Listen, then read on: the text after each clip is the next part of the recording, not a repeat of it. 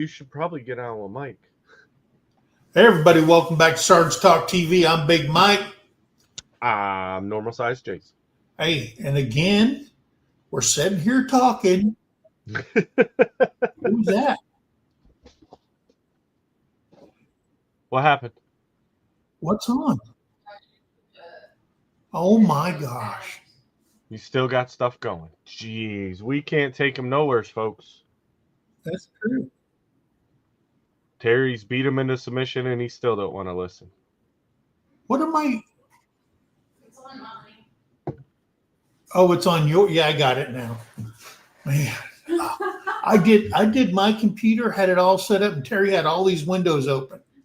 I was testing you. You can dress them up, but you can't take them a damn place. Oh no, that's what I when I and sat I'm talking down. About myself. Yeah. Well, that's what I'd sat down, and then I was like, "Oh, there's all these windows open. Like, yeah, we don't need all this stuff. I'm gonna click the wrong thing." Jason and I start talking about 30 minutes before or so before we go on and stuff, and time flies by, and we're talking about fence posts and all kinds of stuff. So, anyway, guys, hey, I'm glad you're here. Hey, tonight we got a good one for you. We're going to talk about 50 cent. We're 50% VA disability compensation benefits. That's what we're going to talk about. I did a video last Monday or something like that for MT Homestead, and YouTube informed me that I was running political ad because I talking about what we talked about last week. I don't want to say it. I don't want YouTube. They may be following me. I don't know. But you can't talk about that stuff and put it up and crap like that. But yeah, they said, hey. I said, wait a minute. I thought we just got done correcting all this political correctness and stuff. Supposed to have all the freedom of speech and all this stuff. Yeah. But anyway, hey, you live and you learn. So anyway, just want to tell everybody that, guys, retirement is boring as heck. And it's only boring when you had 2 hips replaced, and you still can't go out there and lift and climb on stuff and build stuff and hurt yourself and stuff like that. So, but it's getting better. The right side, good as gold. I'm just at 8 weeks on this side, and you have to go through surgery precautions for 12 weeks at least before you can. Number one, you're not supposed to drive, but I'm driving. I couldn't drive when it was on the right side because that foot controls all the pedal, and you can't lift and go back and forth because you're putting strain on the joint and stuff. But anyway, it's getting better. I'm good. We just took down the Christmas decorations finally. Old Terry, I asked her. I said, so she took it all down, and so we got all that stuff out of the way. But guys, I'm going to tell you something. Big things coming for the VA. There is, and we're going to talk about new stuff that's coming up with the VA that'll affect a lot of veterans and stuff like that next week, as far as programs, free events, and things like that the VA is offering now. We did get our guy. I don't think that they voted on the new VA secretary yet, but he did go through the dog and pony show with the Senate. So hopefully we can get him confirmed, and we can move forward into a brighter future for the VA. So, and the way he talked, man, I was impressed with the guy. He's been doing his homework. You know what? He's been doing his homework. So yeah. I'm just glad about that. And he actually uses the VA. So there you go. Anyway, guys, I'm glad you guys are here. So let's say hello to the people that pay the bills. even though we're not monetized. Let me get back up here to the top. I'm all the way at the bottom. All right. There is Linda Peterson. She came in. They're blowing comments up already. I was like, man, that's a lot of scrolling to get back up. So. Yeah. Yep. Well, and there's my Sergeant Major saying hello. I see Judy Herman made it in. She said, got a prayer request coming from Judy for a veteran who's a policeman, fireman, whose hands and face were severely burned at home. His name is Kevin. Okay, absolutely, Kevin. We'll add him to our prayers. That we, I'm not one of those guys that gets on the edge of the bed and prays and stuff. Everybody has their way. I usually go deep in thought, and when I'm in bed, one of the things that I've learned or that was taught to me is that people of faith don't have to, there's nothing saying that, hey, in order to pray, you don't have to be in church. You can be on a fishing boat.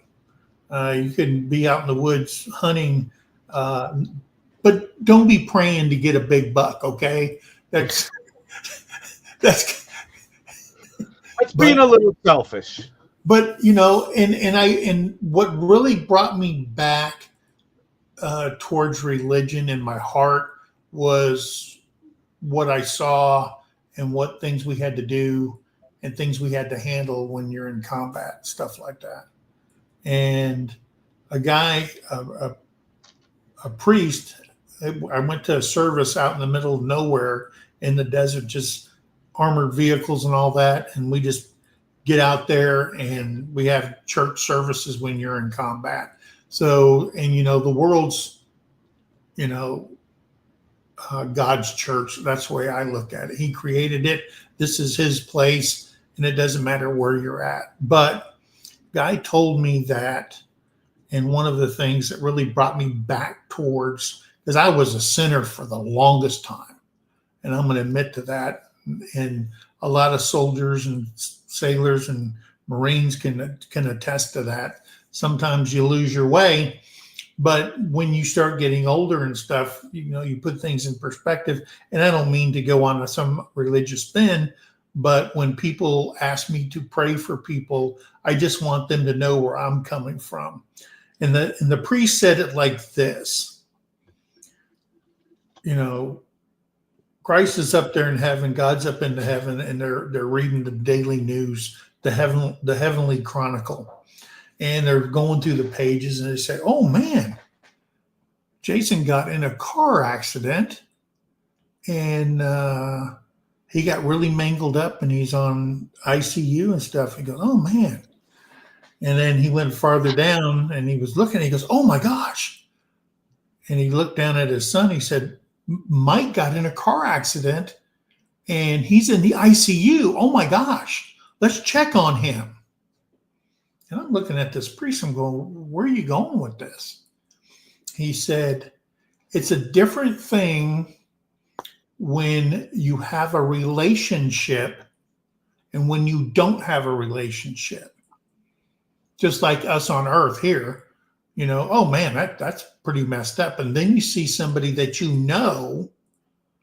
was in a car accident or is in ICU and stuff. It hits you different. And he related to like that. And that's what made things like that make sense to me. And so my relationship,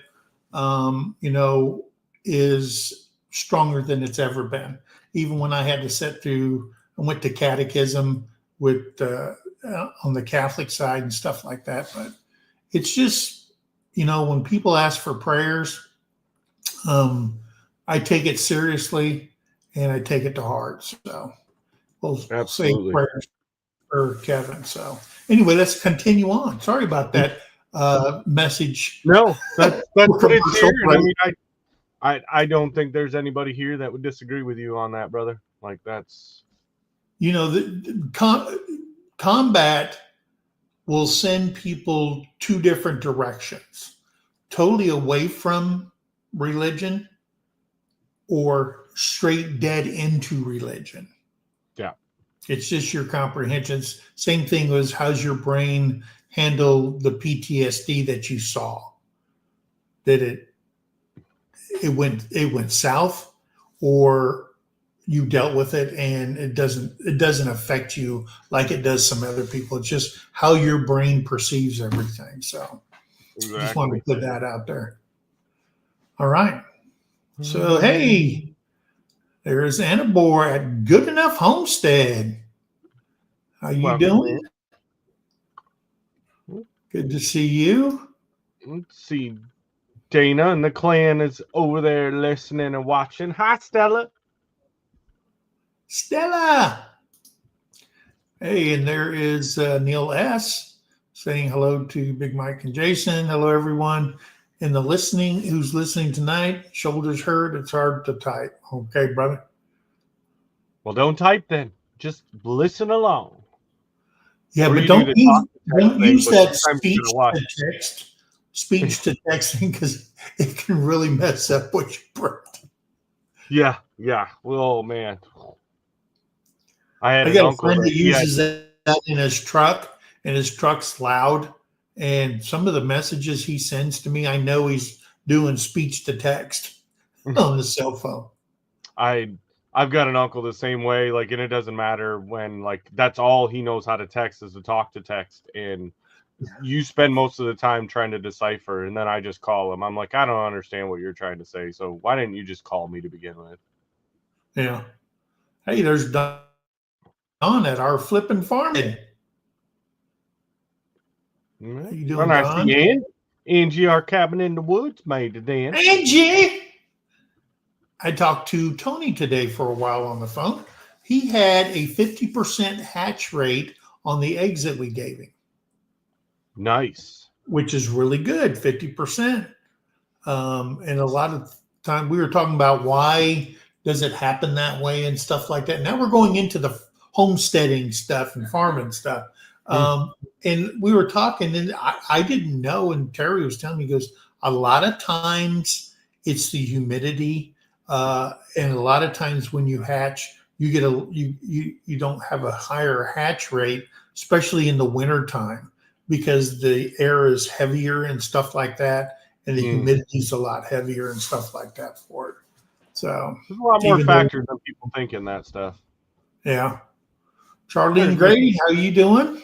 Miss Charlene up on the Cape. We got to put Angie up there. Let's see. Hey, there is Bobby over at Petty Jean River Homestead. How you doing, brother?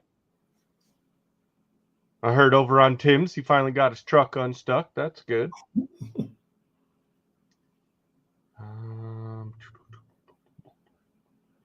Everybody's saying hello to everybody.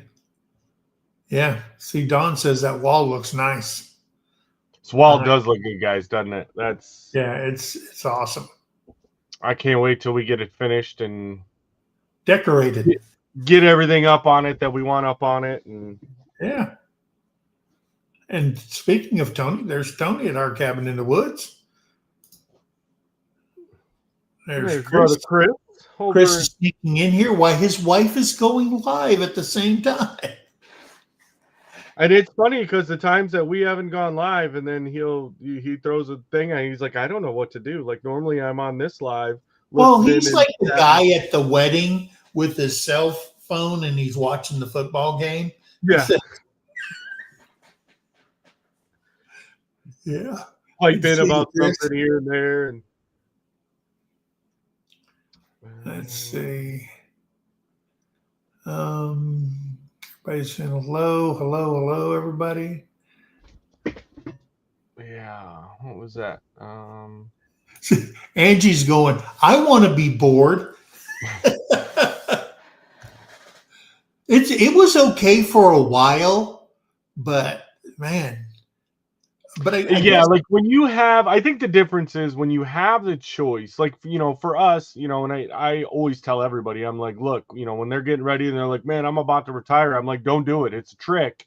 Like, you're going to be busier, you know, but the benefit we have now is I benefit from, my wife benefits from, what we're doing here. yeah, But yeah, when you have the choice of being bored, like taking, a day or two or maybe a week vacation or something where you're just sitting around and not doing anything. But when you're forced into it, it's a yeah, totally different element of, man, I might have needed this rest, but I don't want it. I've got 9 million things I got to do. yeah. Tim absolutely hates not being able to work. Doctor did a letter that he is permanently disabled, but can still take 2 years to have to hire a lawyer. Mm. Exactly, and yeah, if you apply for Social Security, like I was 63. I applied for Social Security, and that went relatively quick. I mean, it was like 30 days, and I'm in. Right, I'm done.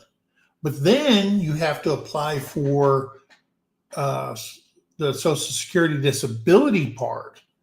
Well, and you look at it, and I told the lady, she goes, "Are you taking any more compensations or blah, blah, blah?" And I said, "Well, I'm 70% disabled through the VA, and I just had my hip replacements, which will add up depending on the Veterans Administration math. Will get Right. me 100% or whatever." She goes, "Oh no, we'll set you up an appointment right now to do your Social Security disability, which is $800 more a month. If people didn't know that, than regular Social Security, Mm, depending on how long you put into it and stuff like that, and the right. amount and stuff like that." So, and now we're in like month 5 or something like that. We're only on step 5, and there's 8 steps to get approved. So, yeah, Yeah, it's a process for sure. yeah. There's outdoors with Vance. How you doing, Welcome in, Vance? Vance. Vance is he's a part-time cop, and he is an EMT. Busy fella. Yes, he is. I see brother Troy Sutton made it in. All right, there he is.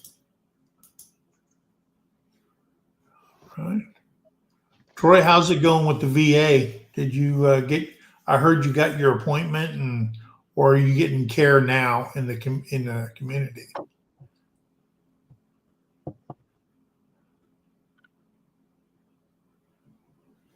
Oh, there's. Yeah. So Stella says I can't have her purple and pink crayons, but she has everything planned. Nice. Well, Stella, I will tell you that Miss Terry, we went to the store the other day, and we saw coloring books, and Terry said we got to get coloring books for the Mid America YouTube meetup because Stella wants to color. So we picked up quite a few coloring books for the kids and stuff like that to help keep them busy, and crayons and stuff like that. So Terry did get that together already. Nice. It's always good when you're having meetups like that where it's a gathering and not classes and stuff like that. That you got to give the kids something to do so the parents can intermingle it of having to parent, and they Yeah. miss out and the networking and stuff like that. Uh, we can vouch that God is amazing. Yes, He is. Tim is a stage 4 cancer, and he is now in remission. We go, yep. We got our knees dirty for Tim. I'm tell you what. Got to meet him at Pinecone Fest. Go out to breakfast, share a meal, and stuff like that. And what a great guy! Really like Oh him. yeah. And him and Dana, they're amazing. We've got to see and hang out with them quite a few times. And yeah, they're never a bad time. Yeah, Just great people, huge hearts. Well, I think we actually, and we had breakfast with them at Tim Killer, right? And Blue Mountain Lake too. Yeah, yeah. Terry has to remind me because memory thing is fading. I guess. There's All right, Glenn and Shane. Salty Life. brother Glenn. Hopefully they've thawed out by now. Yeah. There's Mama Carol. Hey, Mom Carolyn. All right. We love you too. For sure, for sure. Don't want to miss any comments. Yeah, that's what I was trying to go through. There's brother Scott and Rambling with the Broom. Wonder what a wall made out of sweet gum would look like, and now I know it looks great. Yeah. Yeah, and honestly, I don't know. Like Glenn, if you're looking at it and know it's sweet gum, then that's what it is. Because everything that I've been able to identify in the property has been cedar and oak. But Leon, what most of this wood, like I know this one here was a white oak that we took down, but then all these other boards here and up there, I don't know. I was thinking maybe because the bark looked like a lot like it was an oak, but I know it wasn't because of the leaves, and I'm like, maybe it was an ash. Yeah. Um, Well, the good thing is it looks I'm not a good with the treeologist. different grain, the contrast when you use different woods and stuff like that. If you just did white pine, then it would just look boring. You know what I mean? That makes sense. Well, and that's why we went with this wall, because when the studio's done, the whole setup, I know Mike and I were talking about it a little bit before, but this whole setup's going to move probably about 3 feet forward from where it is. So you'll have a broader picture of the wall, and then that's where we're going to do a lot of the memorabilia and stuff from everybody as the backdrop. But we wanted this one. Now, the rest of it will all be done in pine. Because nobody's really going to see it. And there's our friend Terry Treat. Hello, Terry. And there is Lacey Summers. She says hello, Patriots, and hello to you, and welcome in. Lacey. Glad you could make it over. Yep, we had good luck with the chicks. Yeah. I think you went. Oh yeah, you went below me. Rainy Ridge made it in. Hey, Rainy Ridge. Hey, and I want to say something. Excuse me while I scoot over here. And I didn't get to say this before, but for Christmas, Rainy Ridge sent us. Of course, they had to give us ones with raccoons, the animals that we dread on the homestead, and we've bagged 18 of them. And they just keep coming. But I want to thank you for the tumblers that you sent Terry me. She's got one. I've got one. I appreciate that very much. And a very sweet card that came with it also. So thank you very much to Rainy Ridge. Yeah. Eric and Tina over there and Jesse, their daughter, they are amazing. They came down to help when we did the part of the studio build. And I've been up to their place once. Pretty awesome. Yep, Blue Mountain. Yep, sure did. And there's our friend Brian over at the Vineyard Farmhouse up in New York. Up New York way. Mike. Well, FYI, we are in spot 11. So 11 is right next to 13 where I'm at. We're on the odd side, so we're like next door neighbors. And we're in 10. Oh, and you're in 10. So we're right there, 3 in a row. So yeah, the Mid-America YouTube meetup is May 16th through the 18th at Lake Eufaula State Park on Deep Fork Campgrounds. If you go to the MT Homestead Facebook page where it's event, you'll see a thing that has the logo for the meetup. You click on that and it has all the information you need to make reservations. We tell everybody, if you're going, please make your reservations now, because the closer you get to school being out, everybody's going to start making their summer plans and start reserving all the campsites and stuff like that. So a lot of people have done that so far. Remember, you have 48 hours. If 48 hours before the meetup, you say, man, they called me back into work and I can't make it, you'll get all your money back. If you do it under 48 hours, you lose $10 because of processing fees. I don't know what they're doing. It's all computer generated. But anyway, they do a $10 fee and then you get the rest of your money back and stuff like that. So guys, if you want to go to it, go there to our Facebook page, MT Homestead, check out the information. You can see who's going, who's interested, and who's not committed, or how many people we've sent it out to. So, and if you're on there and you want to invite people, use your page and you can invite people. It's subscribers, it's creators, it's everybody's, if you want to sell some of your merch, if you want to give away stuff, please contact us. Our email is mthomesteadok@gmail.com and tell us, hey, we want to give away this to people and stuff like that as door prizes, or hey, can we set up a table and sell some of our merch because we have people that want it, and then they don't have to pay the shipping cost and all that kind of stuff or whatever. And make sure you bring your stickers. There's big sticker trade-offs when you go to meetups and stuff like that, and also big time networking. And you get to see some of your favorite creators. And let me just give you a short, real quick. The people that we know have said they're going: Ridge Life, White Rock Homestead, Come On Homesteading, Dez's Crazy Life, Auntie Anne, Lazy Days Ahead, Empty Homestead, Country Road Cure, Our Cabin in the Woods, Gillum Farms, Making It Home, DD5, Our Flippin' Homestead, or Farmstead, Ramblin' Peach, Pretty and Pooch, Oklahoma Grammy, 3 Mississippi, Leonard Mountain Homestead, Old Man King Homestead, Cuddly Texan, Roberta Eldridge, Jessica Cook, Jane Moore and Boyd. That's David at Come On's mama. She's coming from Florida. Outdoor Adventures with Carrie, Butler Family Farm, Dana and Tim Mason.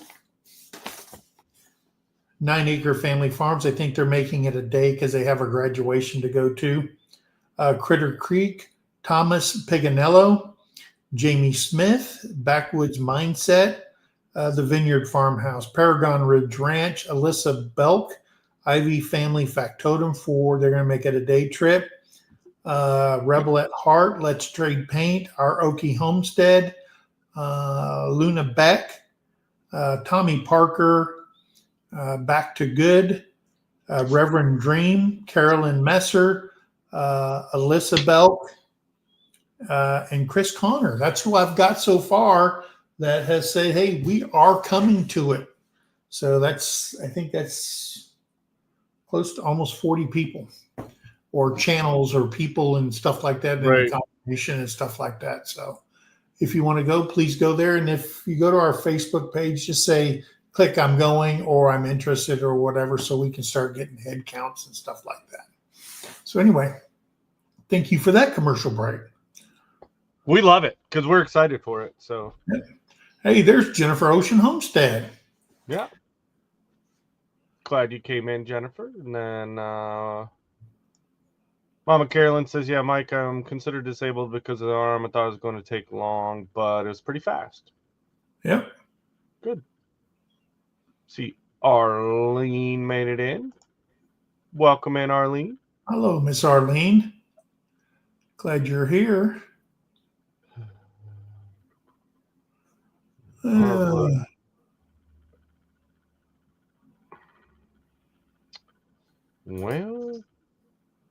Jason Terra might as well say, yeah. We will accept her absolutely, Dana. Yep. Sure did. Yeah, Glenn was right there. We went to Freedom Weekend, and he camped. He put his tent and stuff right outside we had the Nugget then. Yeah, I think Tim has his retirement thing at David's. We can't make it we just found out about we can't get a dog sitter on that short of notice and stuff like that because we can't take our dogs to nowhere. They just go ignorant. And then, but we do have plans to go this summer to Tim's and for Freedom Weekend. Mm-hmm. We should be there for that. We'll be at that event also.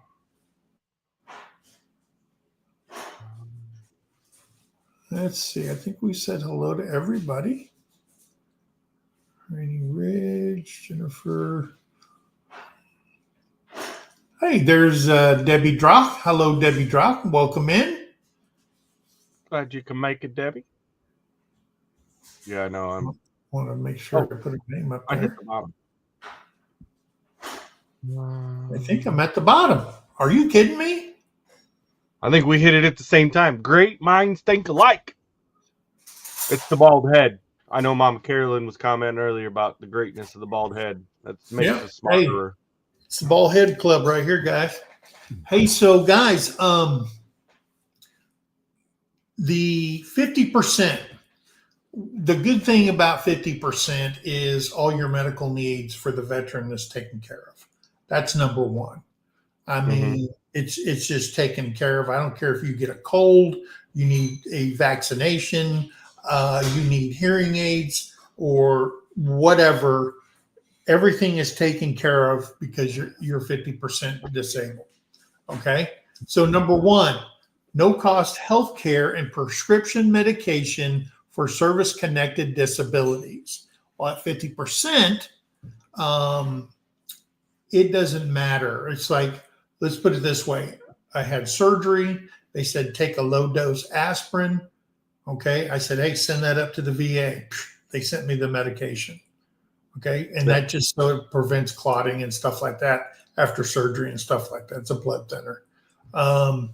If you've got diabetes, if you got high blood pressure, if you've got, I don't care what it is. If you ever seen what chemo medicine cost and things like that and all kinds of stuff, everything is paid for. There is no cost to the veteran whatsoever for any medication that you receive from the VA. You can mail to you.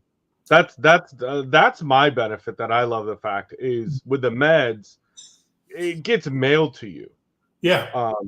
And something I started doing probably about a year ago, because I was always calling in. You know, you got the number on the bottle, call it in, go through the automated prompt. Takes you like a half an hour to do it if you got more than one medicine. Well, but half an hour to get to the point to start ordering.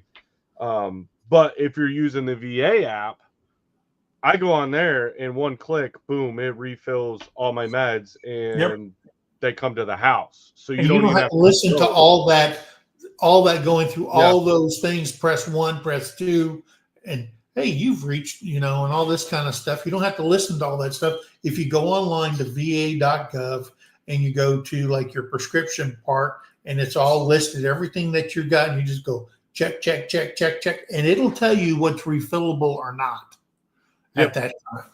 So. And it gives you like if it's expired. And the nice thing too is it'll send a message to your primary. Like if for some reason that med had expired, typically it's around your annual exam visit time. Right.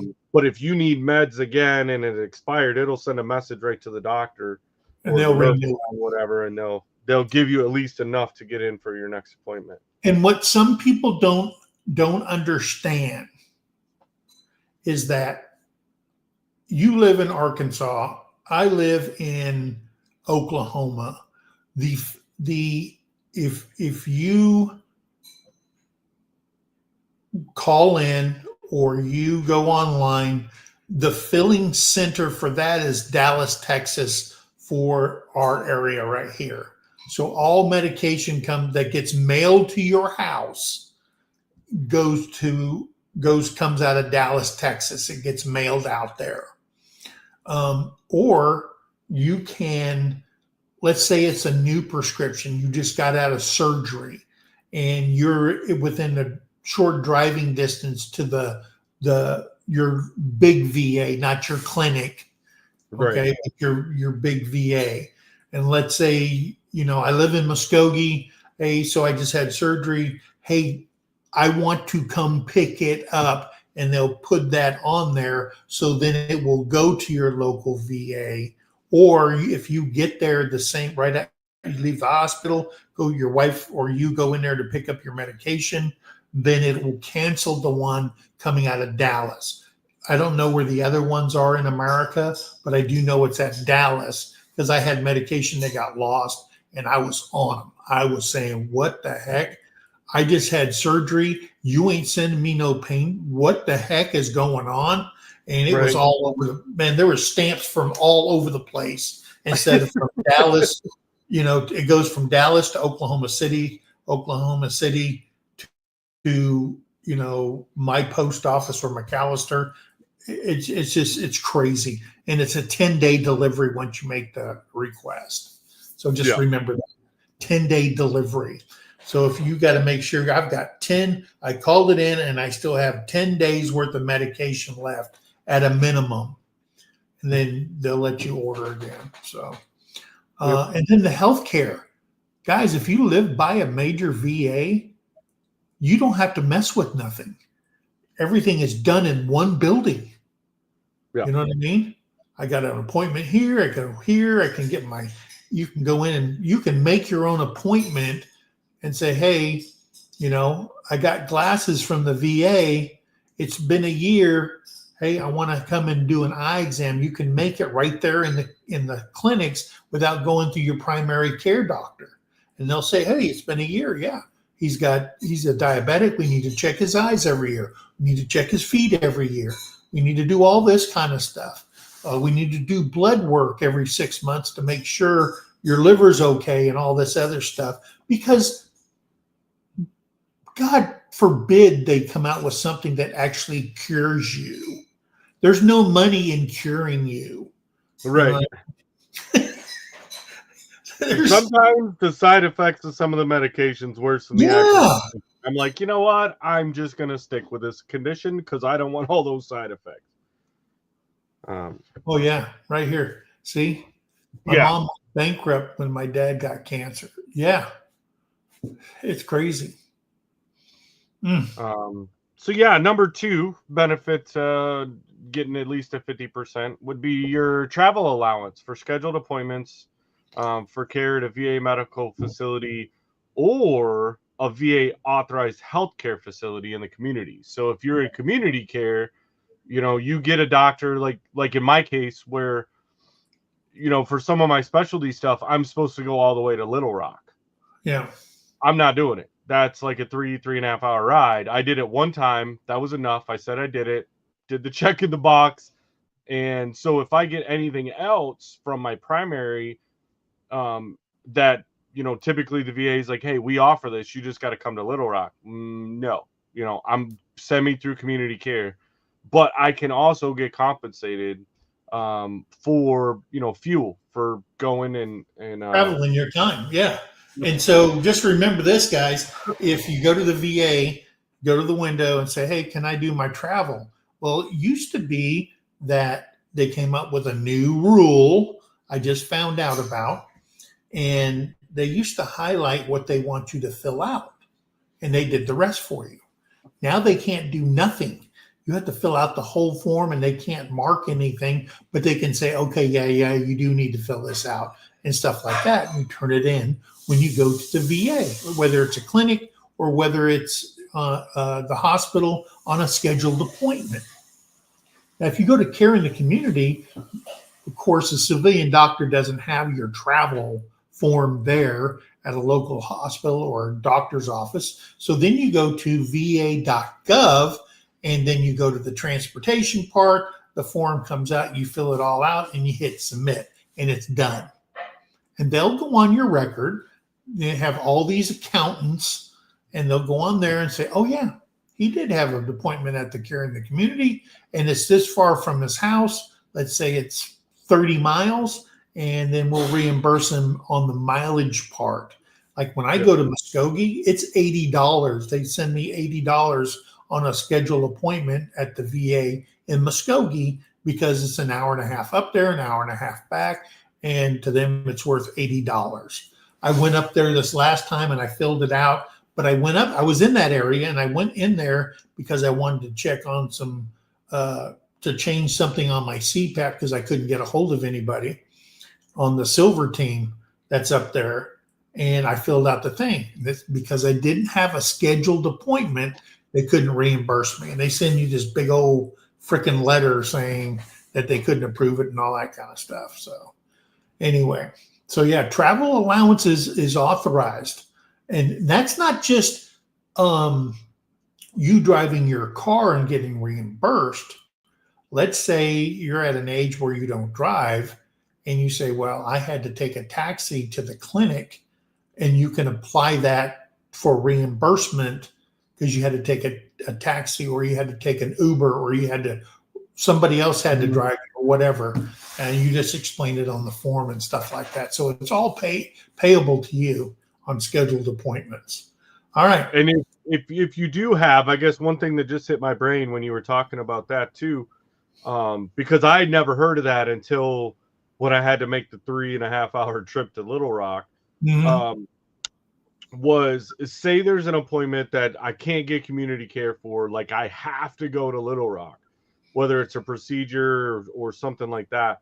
Right. But if they schedule it early in the morning, you have an option also that you can call that main clinic. So for me, it's Little Rock.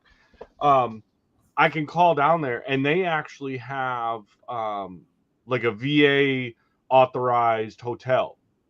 Yeah, like close. So sure. if my wife needed to drive me down there because I'm gonna have a procedure at like 7 a.m. and we don't want to leave here at 3 a.m. to get there, we can call ahead, get a room, drive down there and stay.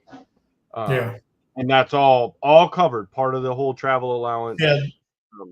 The form will tell you when you started your travel and when you returned and stuff like that. And the in-between part is your per diem that they'll pay you out for per diem for that area and stuff like that too. Yep. Yeah.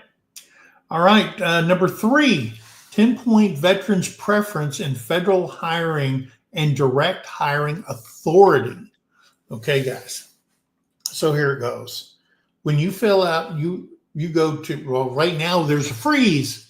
President put a freeze on hiring at the federal level. But if the jobs were open, here's how it actually works.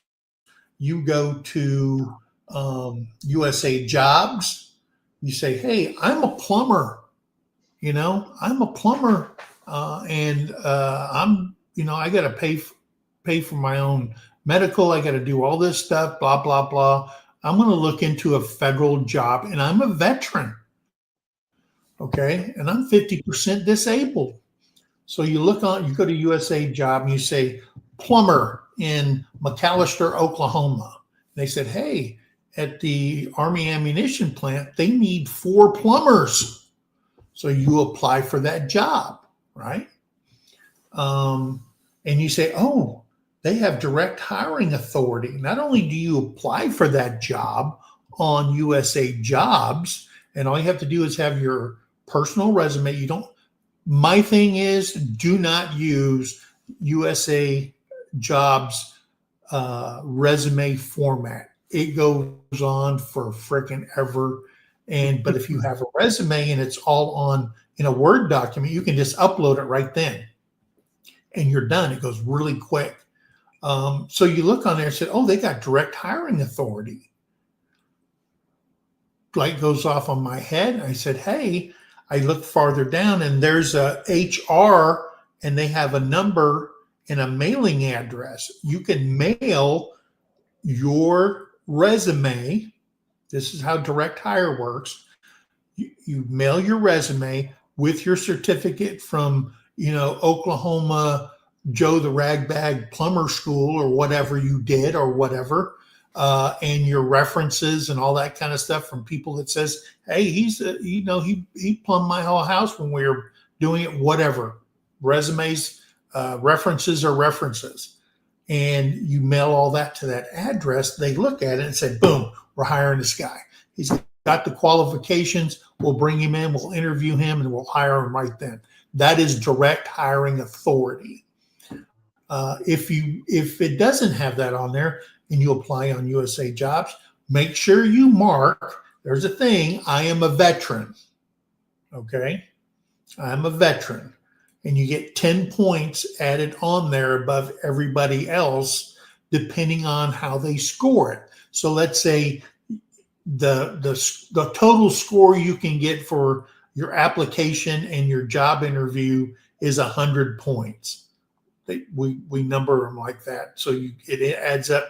The max score is 100, and you got an 80 on resume and interview skills and stuff like that. They said, oh, he was a veteran, added on. Now you're a 90, and you get to move ahead up to the 90% level for the hiring to get the job and stuff like that. That's what the 10-point preference gives you. And that's what direct hire is. I've got the skills. I've got the training. Here's my stuff. Hire me. And they can hire you right on the spot under direct hire. And I was going to ask that question because obviously, you've been through that process, a lot. I used to hire them. Right. And I never went through that process. So when I see something that says, hey, a 10-point veteran preference, like how significant is that 10 points? Like, is that enough? Like, I know, like you were just saying, it can bump you from an 80. Let's say you and I competed for a job, and you got a 90% and I got an 85%. Once they apply that 10%, because you're a veteran and the other person's not, then you just moved up to the 95, and they have to hire you because you have to do it on a point system earned under the federal system. So, yeah. Or you could be even. You could be even, and you go, oh, they're perfect. They're the same. I'd hire either one of them. Oh, but this guy's got a 10-point preference. Once you do that, you got to hire the guy, or you have to write. A well enough paper to the hiring authority or HR and stuff like that to say this is why we didn't hire this person. HR most likely will turn around and say, that's a bunch of hog crap. You got to hire this guy, and they'll tell you have to hire this guy. So, yeah. Right. Once they went to US Jobs to monitor everything, that good old boy system was almost eliminated, except they have not pulled the trigger on favoritism in the direct hire thing. Because there are some bosses, and I won't name names, but there are bosses out there that work for the government that has somebody that they know needs a job, and they'll do the job announcement to fit his resume. Just saying, they're out there. Yeah. Well, I don't think you'd ever get away from something like that. I mean, it's, that was one of the things, even when I was going through my retirement seminar and they were talking about going into, the civilian workforce. Mm-hmm. And it was, one of there was kind of two things that I really took away from that was, one, don't not apply for something just because, when you start looking at it and it says, hey, you need an associate or a master's or whatever. Yeah. You need a degree of some sort to be able to apply. In my case, I said, hey, I'm not applying for any of those. And they're like, why wouldn't you? And I'm like, because I don't have a degree. And they said, no, don't look at that. Like, still apply for those types of things. Because sometimes on the job experience is going to overwhelm a degree. Yeah. Which I'm like, okay, I agree with that fact. And then the other one was, if you know somebody that's in there, like I knew a lot of people that were hiring in different places, but you weren't going to get a job. Like, they would have job postings listed, but unless you knew somebody in that company or corporation or organization, you weren't getting in there. Like, it didn't matter how great and certified and organized. Like, if you didn't know somebody, you weren't going to get into it. Yeah. Like right now in Oklahoma, the state of Oklahoma is absolutely hurting for park rangers. I mean, there are a ton of jobs in Oklahoma for park rangers. You know, you just have to go through their little law enforcement school and stuff like that. But I'm going to tell you something. It's working for the government, and it's one thing if you have to pay for your own health care and stuff like that. And let's say you are a plumber and you have 5 kids and your wife and yourself, or your husband and yourself, because women can be plumbers too. I got that. And looking at health care for your entire family. I know guys that are paying $800 to $1,000 a month just to have okay insurance for their whole family, where you work for the government. And, you know, because I work for the government, and a family plan, like if you're a single person, it's $145. You pay $145 every pay period. So that's $145 every 2 weeks. And then I pick up, as your employer, the other $400 to $500 on the employer's part of your health insurance. And if you have a family and you're paying in, you know, $285 or $185 to $200 a month, and then I'm paying the other $700 as the employer, and I have to work that into my budget for each one of my employees or each position that I can hire for and stuff like that. You know, there's a big difference in the cost when you work for an employer that pays that much of your healthcare portion of your benefits and stuff like that. So something to think about. All right. Number 4. The vocational rehabilitation and employment. Yes. Guys, 50% is key to do this. And I will just tell you, when I got out, I had an associate's degree, didn't have a bachelor's degree or nothing like that. And I went to my VSO, the guy there on post, and he was doing all my paperwork for me and doing all this stuff because I was going to retire and get out for the VA and all that. And he said, oh, and at the time I was 60% disabled. And he goes, oh, you're authorized to voc rehab program. I said, well, what is that? I said, he goes, well, that's where we can send you to college or a trade school, a certified trade school, and you can we will pay for 1 degree. Like he goes, I could have gone to Tulsa Welding School and got a master's in welding, and the VA would have paid for that on the voc rehab program. I said, well, I don't want to do nothing like that. And he said, well, what did you do in your career? I told him, he said, hey, we can pay for your bachelor's degree under the voc rehab plan, and you don't have to pay nothing. And we will give you some financial assistance that goes along with that also. Mm-hmm. Okay. And it pays for gas, and it pays for books, and it pays for all this stuff, and the 3 credit hour courses now. And they paid for the whole thing. And I got my bachelor's degree.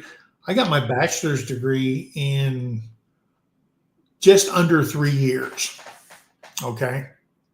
And I finished that. Now, if you had, I'm not really sure if you've already got a bachelor's degree, will the voc rehab pay for your master's class? I don't know that because I wasn't going for that, and I don't have the experience or the information for that. But they will pay for that, and that's how I got my bachelor's degree in computer information science.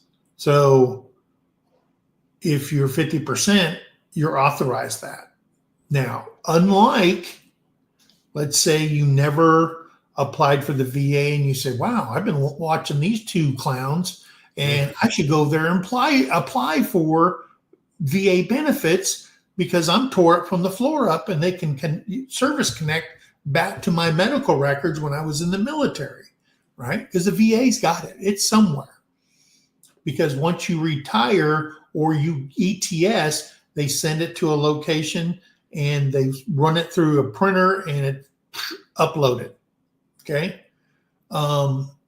So you do that, and all of a sudden you're going back to college, and you could be 55 years old, or I don't care how old you are. You can go back to school and do that. Or you've always wanted to be a welder or a plumber, and you know there's a major accredited school and stuff like that. Use the Voc Rehab to pay for that to move your career along. Okay. That's the benefit. You find out so many things, you know, it doesn't hurt to ask. I was in the service. I was in the service from 1972 to 1977. Okay. And they find your medical records. They find all your stuff and blah, blah, blah. And they assign you a VSO, and you look at all that kind of stuff. And they said, hey, this is how screwed up you are. We got this. You blew out your knee. You did this. You know, you had chronic this, chronic that. Or you had high blood pressure, and then they check you out. You go to the VA, you get a full physical from top to bottom, even bend over and all that kind of stuff. They do all that stuff for you, and then they decide on this is where you should be at. And if you hit that magic number, guys, you're going to school. You're getting all your health care paid for. You're getting all your prescriptions paid for, blah, blah, blah. It doesn't hurt to ask. Right. We'll leave it at that. But Voc Rehab is awesome, guys. Absolutely awesome. If you've got kids or grandkids in there, keep this in the back of your mind. If they're getting out, you need to apply for all this stuff, because Mike and Jason said you need to apply for it for you ETS and get your VA, your life together, because that goes with you for the rest of your life. And as you get older and you get worse, it could increase because those are service connected. So. All right. Number 5, additional compensation for eligible dependents. This is really important for spouses and eligible dependents once you are gone. Once you hit this number, guys, you hit this 50%, there is a compensation for your spouse and your children that they can use once you're gone. Once you're buried and gone as the veteran, they're just not left on the street. They're entitled to a portion of it, and that's something that you have to work out with the VA and stuff like that. And if you know your veteran's sick, if you're a spouse and you're not proactive in your veteran's health care, okay, saying, oh, he goes to the VA and I don't know. That's where you're wrong. If something happens to your veteran and you're, dumber than a pig looking at the wristwatch because you don't have no clue what is going on, shame on you. Okay. Hey, spouses can walk into the administration office of the VA anytime they want. Hey, I want to know about this. I want to know what is my compensation. If this old geezer of mine kicks off, I can't be left out in the cold. Come on. Or he's got kids. What do the kids get after that? And in the time to ask these questions and do your research isn't when your veteran gets so sick that there's no point of return. This should be done now. Okay. So those are important. You are eligible for compensation. So is your eligible dependents. If you still have children at home, or when it says dependents, let's say your parents live in the house with you and you're taking care of them and you're paying for all their expenses and you have them listed as a dependent. Okay. Because parents can be dependents, or you've got a nephew that you're paying 100% on and you're the legal guardian for them. You got to check it all out, guys. It's very, very important. Yeah. I don't even have anything to add to it. You pretty much covered all that one. So number 6 is going to be the burial and plot allowance. Yes. I'm sure a lot of people have seen the process. Like, it is not cheap. When someone passes away, you whether you want cremation or burial or, buy a plot, and then, none of that is cheap. Like that's a lot. In a lot of cases, it takes, if that loved one passed away, Yeah. it takes all their life insurance and then some to be able to just put them in the ground. And you're like, well, what the heck did they have life insurance for? Like, I just paid it to the funeral home. And Yeah. Well, I'm but, going to tell you, think of it this way, guys. In 2000, our son died, and he just wanted to be cremated. And we have his urn. I sent his mother a heart with his ashes in it, and then we have it here. And my son, they were like best buds. He's got it, and they have a place in their house. And every time the kids go to school, they always rub it and say, "Have a good day, Uncle Mike," or they know he's there all the time. And that, taking care of him and going from the funeral home to the cremation site and coming back, that was an $8,000 bill. And that is in rural America. Okay. So guys, it's not cheap whatsoever. No. Now, what you will get, at a national cemetery, you'll get the plot, you'll get the headstone. Okay. You'll get the color guard. Okay. And they will work all that in there with you. A representative will come and sit down with you about all the military honors and all that kind of stuff for your service member and all that kind of stuff. Okay. So that, and guess what? As a spouse, you can be buried with them in the national cemetery right alongside them. Okay. Or if you want to be cremated, if you want to be buried, however you want it done, they'll honor your wishes and stuff like that. Now, like all these things we're talking about here, down in the description are the websites that you can go to read more and more and more and educate yourself on all these topics that we're talking about, guys. Yep. So, all right. So real quick, and I don't know the answer to this, but I see Linda Peterson put this out there. Can the spouse refuse the military compensation for her children after the spouse is gone? Why would you want to? Yeah, I imagine you could. There's probably a waiver to say, hey, I don't want to take this extra money. And when it's talking about compensation for children, typically what the requirement for that, because children are considered a dependent, right, is, they're under 18 or they're like, I think it's up to 23 or something like that. Yeah. But they're a full-time college student that you're providing like 80% or more of their day-to-day income. Yeah. Like the children basically age out of it at 18. Yeah.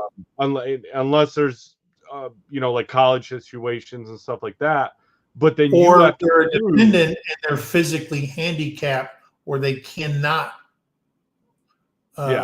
be on their own. Yeah. But there's already, in those cases where, like, say you have, like a handicapped child that even though they're an adult, but they're, mentally they're not. Right. But there's been a track record of paperwork already submitted that will show that, hey, this person cannot be an independent adult, and, they'll stay on yours as a dependent. But, I don't know of anybody that refused. If your kids are under the age of 18 and stuff like that, there's a whole lot of programs for kids under the age of 18. There's a lot of special interest groups and stuff like that do a lot for the children of fallen or deceased veterans and stuff like that. So I don't know. That might be a question for the VA, because I don't think I've ever heard of anybody turning down. Yeah. So she came back and said spouse refuses the compensation of her spouse that passed on. He was in the Army. I mean, you could. I guess you could. I mean, it's not like, Private Gomer Pyle sending part of his paycheck back because he didn't think he worked that hard in the Marine Corps. Right. Who accepts that check at the Treasury? I don't know. That's something that you'd have to take up directly with the VA. And of course, the retirement section of the U.S. military, whichever branch they were in, because if he's got a military check coming in besides the VA check for retirement or whatever, then that's something you'd have to take up with them in the VA. Yeah. Seems like a situation that's got a whole lot of circumstances to it. But I can't see somebody refusing some money. They're just going to give it to you. Yep. Number 7, commissary and exchange privileges either in person or online. Okay. You are authorized as a veteran with VA disability to go to the commissary. You can go to the PX or the BX or whatever X they call it on your NX and all that kind of stuff. And you can also go shopping online as a veteran with disabilities to the PX. You can go on their www.exchangeservices.com and you can order until the cows come home, and because you'll get a card and it has a number on it. All right. My card number, my CAT card number transferred over to my retired one, and that number never leaves you. And in fact, you can use that number when you get your ID Me. You can use your social, or you can use your identification number that the government's given you if you're a veteran. And spouses, if you don't know what that number is and you want to go to the PX and you want to shop online and use the services there to get discounts and stuff like that, then you can use that as much as you want to. You can go to the Class 6 and fill up a cart full of wine. Yeah. If you don't know what Class 6 is, that is the military liquor store is the Class 6. I actually, a few years ago, we went down to Corpus Christi, and that was the first chance that I've had, because Tara and I didn't get together till after I was retired. Right. So, but we went down there, and then we got, that was the first time I could take her in. She's been on a military base and stuff like that before. She's got some history with that, but never in the capacity like we can now. Yeah. And so, took her to the commissary, took her to the Class 6, and we went. She's like, "Why don't we come here more often?" I'm like, "Because we don't live in Corpus Christi." Yeah, here you go. And if you're by a major military installation, it can be a major benefit. Sure. I found over the years, obviously the commissary was always a great place to go buy groceries and stuff. Right.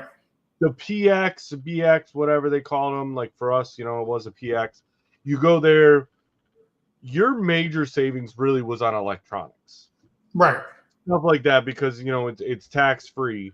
But to go buy clothing or something like that, you're probably... You only buy the very best clothing.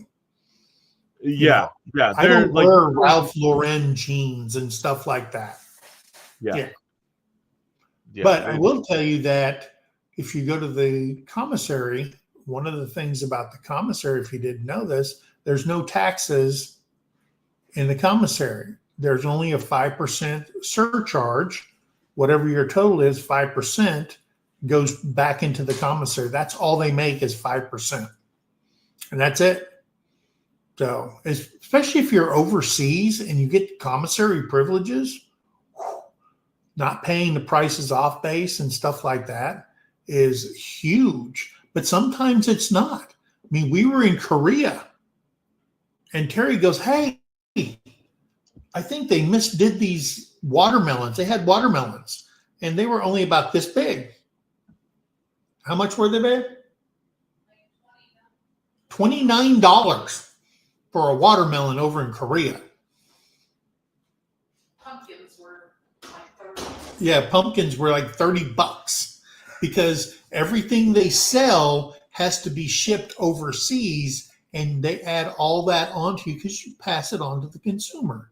And the commissary is no different and stuff like that. Now, if you went in there and you want to buy a case of Spam, man, I'm going to tell you something. We should have packed Spam in our household goods, because the price of it here compared to over in Korea, I mean, they eat the heck out of it. I see people in the commissary go in there, and they go in there, and in their cart is like nothing but cases of Spam, because they just eat the crap out of that stuff overseas.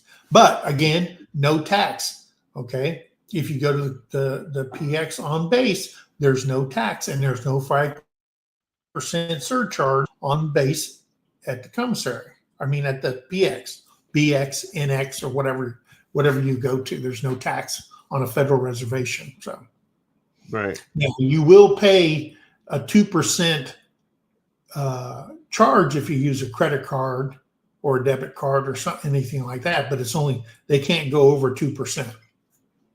So just know that. But everybody charges you a percentage when you use a credit card anywhere. I don't care what you're buying. Yeah. So I'll throw this back up. I was trying to decipher this a minute. Ace is asking, Dad was Navy. He passed a few years. I moved with Alzheimer's, 13 years she passed. Can I receive the money I had power of attorney? Ace, you'd have to get a hold of the VA or like a VSO and ask. I'm not 100% sure what that question is. Here's the thing. With powers of attorney, they're usually only good for 2 years, and they have to be renewed. General power of attorneys give you authority for everything, so you can look into everything if it's within the time frame of the power of attorney. A special power of attorney gives you, I'm giving you special power of attorney upon my death to take care of all this, but you can't sell my house, or you can't do all this stuff. You can only deal whatever the specialty of the letter says. Okay. Yeah. And that's it. But if you get a general power of attorney, you can sell their house, you can do everything for them. Sell their cars, you can do whatever you want. And I think there's a time limit of a general power of attorney. Yeah, the time limit also, I mean, what I would look at was, the time limit on if they were already in the VA system, but then I think there's a certain amount of time, like upon their death, that you have to file certain things to be able to get any kind of compensations and stuff like that. So it would be worth looking into and find out, but I definitely can't give a solid. Yeah, but it doesn't hurt to talk to the VA. Right. I mean, like we tell you guys all the time, ask. Like call a VSO, call the veterans office. Like, you never know until you ask. I mean, a lot of the stuff that we find out is because we went in, we asked about a certain thing, or we heard, and then we went into our VA clinic and went, hey, what do you know about this? What can you tell me about that? So this next one here, I'm going to handle this because this is what I did as a government civilian. I was handing this to you anyways because this was your job. Number 8 was morale, welfare, and recreation facilities, either in person or online. So here's the thing about MWR. MWR covers lodging, covers childcare, gymnasiums, bowling centers, clubs, restaurants, recycle services, outdoor recreation, auto craft centers where you can take your car in and work on it with high-tech equipment and stuff like that, fishing on post, hunting on post, whatever. And RV parks, all that stuff. So all that stuff I was in charge of when I was MWR director. So as a veteran, you have access to the installation because number one, you're a veteran. Okay. So you can go your VA, like Jason's 100% disabled. He can take his ID card. He can go to the outdoor recreation and said, I would like to rent a pontoon boat for the weekend. And they will rent him a pontoon boat for a weekend. He can come in the next week and say, hey, I've got a 69 Chevelle and I would like to work on it in one of your bays. And they'll say, okay, so he can rent the bay, the lift, the toolbox that comes with it. And then they've got people on staff that are actual mechanics that he can turn to. Hey, how do I change out the bell? Okay, the timing belt on my Chevelle, or how do I do this and how do I do that? And they're there to assist, not to do the work, but to assist and give him their knowledge on how you put in or do whatever on your vehicles and stuff like that. You can be put on a waiting list for childcare, but the possibility of you actually getting in is probably 0 to nothing because you're at the very far end, because you got all your active duty and your government employees after that. And a lot of those government employees don't get their kids in because if you're on a base with military, they're usually packed full with military kids and stuff like that. And things like that. You can go to the bowling center. They run those. You can go bowling. You can go to the theaters. Well, the theaters are actually ran by the PX exchange, post exchange and stuff like that. But you have these abilities to do this. And when it says it online, most of all bases have a web base where you can go on there and say, oh, this is the travel trailer I want to use.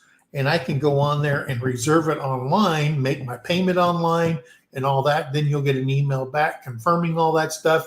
And you bring your receipt in and say, hey, my time to pick it up. Here's my reservation number and all that stuff. And that's how it actually works. Or you can go on base and you want to go fishing or you want to go hunting and stuff like that. You're authorized to go on there and do all that stuff. So guys, morale, welfare, and recreation is there for, that's why they have their theme: soldiers, families, retirees, and civilians. The civilians part is the people that work for the government and stuff like that. And retirees and the civilians also cover the veterans that didn't retire and stuff like that. So if you've got, if you're a Gold Star family member, if you've got a Purple Heart, if you got a Medal of Honor, if you're retired military, if you have a VA compensation, you can use the MWR facilities on any military facility and base. So, and they typically, especially if it's a larger installation, they do a lot of like summer concert series, or yes. They have a lot of huge events, big 4th of July celebrations. Yes. All of those events are open to you also. Like you can go in and instead of going out and being with the general public, like, hey, you go on a military installation and see an amazing fireworks show, or if there's bands, I can't even count the amount of concerts and bands that we went to, and a lot of them are free of charge. You just as long as you have access to go on that installation, go in, find you a spot, set up a blanket, set up your chairs. If you want to see a good example of a 4th of July, Google Fort Carson MWR 4th of July celebration, and you're gonna see a $30,000 fireworks show. It's like a freaking carnival, and it's crazy. I used to be stationed there. We put this on every year. It's outrageous, and a concert with it and everything. Yeah. You really got to check those out. So number 9, concurrent receipt of military retirement pays. Yes. Well, what do we At mean by 50%. concurrent? So at 50% is the level where they no longer adjust your retirement pay to make it VA disability. Right. So you have retirement pay, like if you did your 20 years or plus or whatever, you got to retirement, you get your retirement pay. But if you're under 50%, then they take a portion of that retirement pay out and they put it as a VA disability pay, which your benefit as the person that this is happening to is once it becomes VA disability pay, it's tax free. You're not claiming on Yes. taxes, you're not paying taxes, you're not doing any of that. Exactly. So once you hit 50%, though, they no longer take any of your retirement pay. You're going to have all of Right. your retirement, and then you'll get what the rating is for 50% disability. Like it's, Right. and that one took me a little while to understand. I went through that. When I retired in 2000, I had my retirement, and they said you're 60% disabled. So they took 60% of my military retirement pay, removed that, and gave it to me tax-free over here. And what was left over here, that 40%, is the check I got. Then somebody very, very smart said, what is the difference between a government civilian getting all of his retirement pay and all of a separate check for all of his disability, and a soldier or Marine or whatever military member over here? Why isn't that military, that service member, a government employee? Well, yeah, he is. And so finally somebody pulled their head out of their 6 point of contact, okay, and said, hey, that's a good idea. Let's do this. And so then all of a sudden, I think it was I retired in 2000. So in 2004, they came up with this. And they said, if you're 100% disabled, you're automatic. Boom. You get your full this and you get your full that. I go, holy crap. But I was 60 at the time, 60%.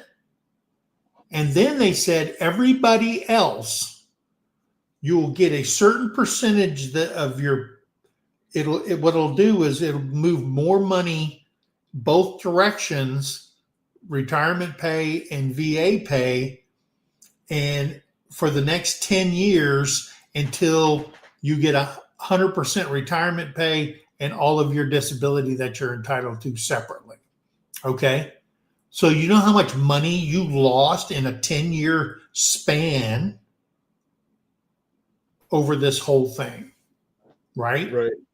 And that's just the way they do it. Now, if you are retired from the military, I don't care if you're retired early, if whatever the case is, all right, you use the VERA VSET program or whatever, and you retired early or whatever, or you had a medical retirement, you get all of that, whatever your pay is at the time for a retirement check, and you get, let's say you're 100% disabled, and then you get whatever is paid out for 100% disability. You get 2 separate checks, the way it should be, the way the civilians have been doing it ever since Christ was a corporal, right? And so now it's, once you hit 50%, it's concurrent. You get both of them, okay? Because under the old way, that I guess there's some kind of IRS or whatever, if you're under this point right here, which I think they should make it for everybody. It doesn't matter if you're making 10%. You can't make, if you're under 50%, you can't make more than what your military retirement was. You see what I'm saying? Hmm. So if your military retirement is $1,000 or $1,100, you under 50%, so at 40% because they only go by tens. Right. So you can't go like this and say, okay, you get this plus you get 40% VA, and if you add both of those together, it can't go over what your Army retirement was. So that's why they split it down there. When they're going to make that change, I have no idea, but they're going to make that change. And that's why you go to most of these states and it says you get a free fishing license if you're at 60%. Hmm. A lot of states, most all states say 60% or greater, you get a free fishing license or fishing and small games license. That's most of the states are like that. So that's just that fine line. So that's why 50% is worth your work to get to that level right there. Yeah. Number 10, VA-backed veteran home loans. And this includes VA-funded funding fee, and loan closing costs. Okay. This is a headache. Okay. It is. I mean, they're going to assist you to get your, now it's not like the VA is giving you a freaking bunch of money. You're still going through the mortgage process, a mortgage company, all this kind of stuff, but it's secured by the VA. Okay. And then all your closing costs and all that kind of stuff is also worked in there at 50%, meaning they're going to help you manage through not paying your closing costs or your down payment and stuff like that when you get a secured VA loan through a mortgage company and stuff like that. Again, the links, especially this one, guys, if you're thinking about buying a home because you know the interest rates are going to start coming down and stuff like that, now it's time to figure out, hey, how am I going to get a VA loan? But I should get my certificate now, right? You need to get your certificate now, and you got to go to the website in the description and go in there, and it'll tell you exactly how to go and get your certification letter for a VA loan, and also read about how they help you with your closing costs, how the funding fees and all that kind of stuff works before you go over there and start talking to one of these slick willies at a mortgage company and stuff like that. Now we use Veterans United, and I will tell you, we bought a couple of homes in our life, and Veterans United, guys, I've never worked with a company that looked out for us as hard as these guys did. I mean, that I was impressed with that company, Veterans United. So we're pleased with them. If we sell this place and we go and buy another house, some other place and stuff like that, we're definitely going to use Veterans United, and that's just our experience. So yeah. And oddly enough, you talk about doing the VA home loan, which I, being young and ignorant and not knowing any better, the first time that I tried to use one to buy a home from another Marine, I was going to reassume the loan. Hey, go down, get your VA home loan certificate. And I was still active duty when I was going to do this because it counts then too. Yeah. It's a glorified cosigner, really. Like, you're getting co-signed by somebody with the perfect credit score. Like, yeah. Great. It's not even though they're $34 trillion in debt. Yeah. The government. Exactly. But the funny story that I have with it is this is how the VA home loan certificate is how my brother got, and albeit it's only a 10% disability, but he got a 10% disability rating from the VA because he applied. Like, he went in, he was looking at buying a home, and he served probably 18 months or less in the Army. Yeah. Like, he went through his MOS school, did all that, but they didn't let him graduate. He never went to an active duty unit because of medical stuff. So they medically separated him, even though technically they should have never let him graduate boot camp, and they did. Right. They should have never sent him to a schoolhouse, and they did. So he went and he did all that stuff, but then they wouldn't let him officially graduate from the school and go to a unit. And Right. But this whole thing took less than 18 months. Well, fast forward probably 5-6 years, and he's looking at trying to buy a home. And the mortgage officer's like, hey, are you a veteran? Do you have a DD 214? Anything, to help out with? And he's like, well, I have a DD 214. He goes, I don't really consider myself a veteran, because I went through the school, but that was it. And they said, well, here, go to this site. Of course, it was, va.gov. Go there, or e-benefits. Go there, fill out this information for the VA home loan thing. So he did. Well, come to find out, he didn't get the home loan. Didn't, that wasn't a VA thing. It was he didn't have the money to go buy this house.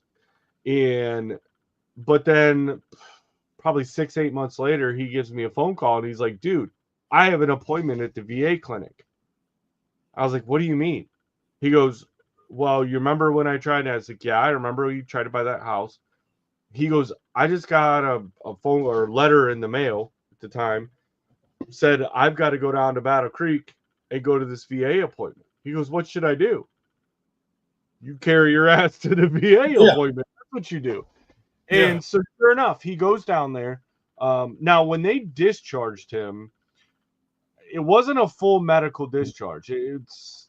I don't actually, one of these days, I want to look at his DD 214 to see what category they put him in, but it wasn't a full medical discharge. Right. And so he goes down there, goes to his appointment. They confirmed that he had conditions. And when they separated him, they told him, well, those are a result of a pre-existing condition you had before you enlisted. And he's like, I didn't have these issues before I enlisted, so I don't see how that works out. So he did the appointments, and within a few months, got another answer back and said, hey, here you go. Here's a 10% rating for these 2 conditions. And he didn't even, you've got to serve, active duty for at least 24 months to technically be qualified to even apply for the VA. Right. He still got it in there, and it was all because of the VA home loan. Yeah. I don't think that the VA home loan is, it's at 50%. It's at 10%. Okay. Yeah. This is one that every disability rating is covered under. And so don't forget that. It's not just to the 50%, 10%, 20%, 30%, all the way up to 100%. Hey, that was a good discussion tonight. Absolutely. I hope everybody learned something about the 50%. And some of these are carried over from shows we've done before, but we wanted to make sure. And then we'll do a 60%. We've done a 70%. We'll do an 80 and a 90, and we've already done 100%. And if you want to find out about those benefits to those percentages, please check out our past videos and stuff like that, or our live shows that we've done. We don't do a lot of. I've only done one video, but this is basically a podcast, live channel and stuff like that to talk about issues and stuff like that and get responsive from the people in the chat about their experiences. Yeah. I think next week, what did I say we're going to talk about? The dude going to be in charge of the VA. No, I mean, we talked about him before, but I thought you were talking about. Anyway, I should we'll have go back and I'll have the thumbnail up by Friday and stuff like that. I've already got it done. I just turned 64. The freaking computer in my body is skipping. And I eat crayons for a living, so I'm not going to remember nothing. But guys, I want to thank everybody for coming in here and spending your evening with us. I know it went a little bit long, but again, we don't have a time frame. So No. anyway, guys, hey, remember, be kind to one another, help somebody in need, and always think of that. Hey, and also check out White Rock Homestead tomorrow night at 6 o'clock Central Standard Time. Well, they'll be going live Thursday. Oh, on Thursday. I'm tomorrow. You're tomorrow night. See? We're Thursday. I blew out the candles and I blew out my brain. I got to go see the VA. But anyway, tomorrow at 8 o'clock Central Standard Time, MT Homestead goes live. We're going to be talking about the Mid-America YouTube meetup tomorrow. And also on Thursday, White Rock Homestead goes live at 6 o'clock Central Standard Time, and that's in the PM also. So please go over there and check them out. Guys, hey, and check out our other channels, videos, and stuff like that, and see what's going on in both of the homesteads. He's in Arkansas. I'm in Oklahoma. Homestead's sometimes, guys. It is. And it's a great way. Honestly, I think that, there's some programs. I just heard about this Hives for Heroes program for getting veterans into bees. Yeah. I've got some more research to do on this, but that's a thing as homesteaders. We talked about. Yeah, as homesteaders, and veterans, because our whole point, right, in life, when you're a veteran, you have your goal. You know what it is. Hey, I'm here serving my country. I'm here to protect my brother and sister to my left and my right. Like but that post-service, what do you do with yourself? Yeah. And I think that's, we come on here and talk about it all the time. And I think that's why we talk about it, is because there's so many of us veterans that are lost. Yeah. What do we do with ourselves now? Like, while we served, it was a no questions asked. I woke up every morning knowing that, hey, I'm a Marine. I am serving our country. It doesn't matter if I'm on leave or not. Like, I knew, like, my ID card said I'm still a Marine. And when you retire or get out, or whatever causes you to end that service, that's the biggest struggle is, oh, sure, what's next? How is it? Yeah, my biggest struggle is I don't know what day of the week it is half the time. I don't, and guys, I don't wear a watch anymore. I was adamant. I bought my first watch that I wore religiously while I was in boot camp, because you always need to know what day and time it is, right? I wore this thing for probably 25 years. Yeah. I don't even own a watch anymore.